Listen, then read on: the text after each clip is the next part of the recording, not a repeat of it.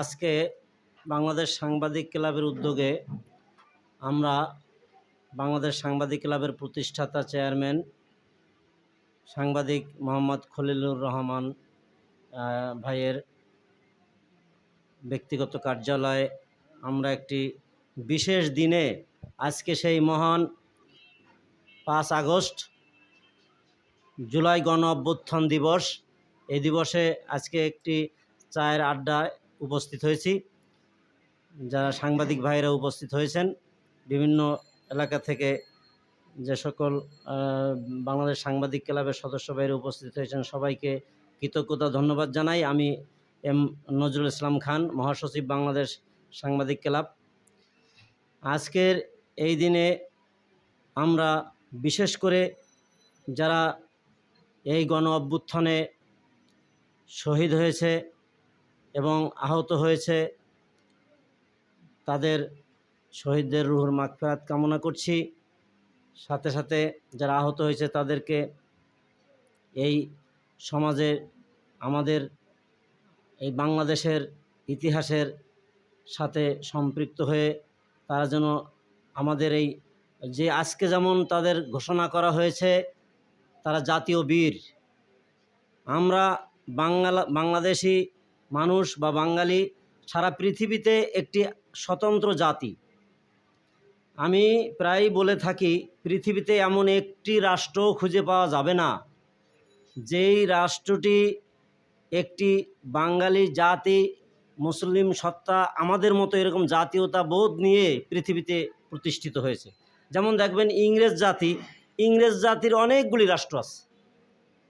ইংরেজদের রাষ্ট্র ইউরোপে প্রায়ই তো ইংরেজি কথা, নিউজিল্যান্ড ইংরেজি আছে, তারপর ধরেন আমেরিকা ইংরেজি কথা বলে। ভাষাগত দিক থেকে ইংরেজদের অনেকগুলি রাষ্ট্র, আবার আরবিক।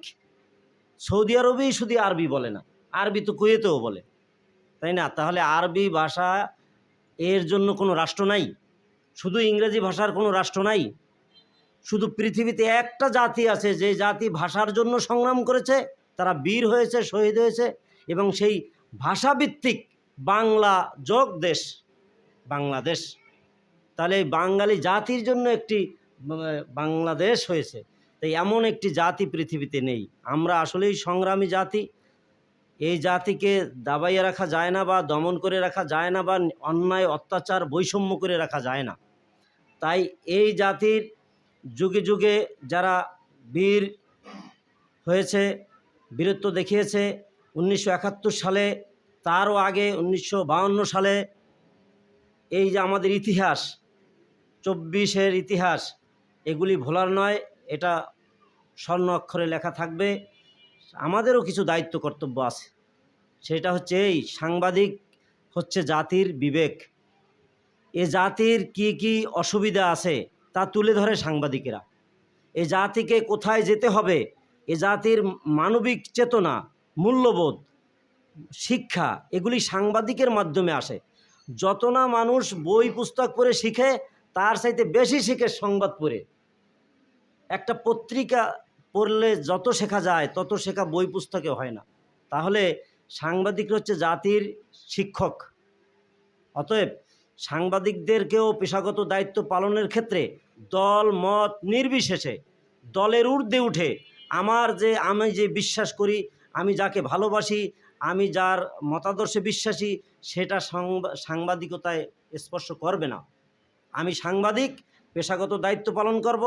আমার তথ্য, আমার মূল জিনিসটি হচ্ছে তাত্ত্বিক তথ্য, সুন্দর, স্বচ্ছ হবে। তাই আমরা সাংবাদিক যারা আছি প্রত্যেকেই যার যার পেশাগত দায়িত্ব পালন করে এই জাতির ক্রান্তি লগ্নে আমরা করেছি, ভবিষ্যতেও করব। সাথে সাথে এই সাংবাদিকতার মধ্যে অনেক বৈষম্য আছে, বৈষম্যটা দূর করার জন্য আমরা কাজ করছি।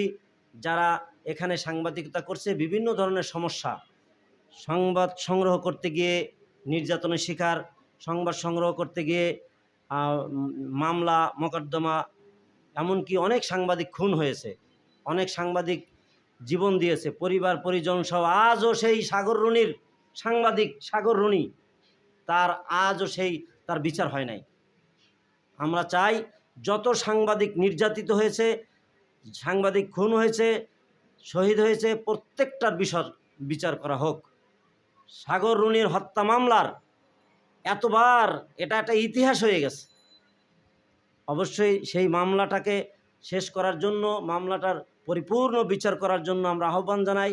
সাথে সাথে আমাদের এই বাংলাদেশ সাংবাদিক ক্লাবের সাংবাদিকবৃন্দ কাজ করতে গিয়ে যে সকল বাধার সম্মুখীন হচ্ছে, আমরা সেই বাধার সম্মুখীনকে না হতে হয়, এজন্য সরকার তথা প্রশাসনকে এগিয়ে আসার জন্য আমাদের স্বার্থে, দেশের স্বার্থে, গণতন্ত্রের স্বার্থে, আমাদের সবাইকে সুন্দর জীবনযাপন করার স্বার্থে সরকারকে আহ্বান জানাই, অনুরোধ জানাই।